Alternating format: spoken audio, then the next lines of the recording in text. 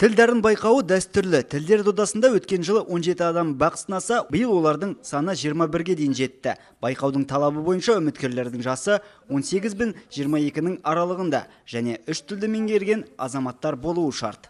Әрине, маңызды тақырыптарды біз осы бүгінгі таңдағы нелерге тақырыптарға сай алып отырмыз. Яғни Астанамыздың 20 жылдығына орай, Мағжан Жұмабаевтың 125 жылдығына орай өзіміздің тілге деген үш тұғырлығы жоба бойынша осы тақырыпты бүгінгі таңда үлесін қосу және оны арттыру мақсатында осы тақырыптарды ашып, оның мағынасын беру әрине біздің үміткерлердің сондай қабілеттіктері жетеді деп ойлаймын. Байқау 3 кезеңнен тұрады. Ең алдымен қатысушылар таңдаған тақырыптары негізінде қазақ тілін жетік меңгергендіктерін көрсетуі қажет. Ол яғни мемлекеттік тілде өз ойларын жеткізуі шарт.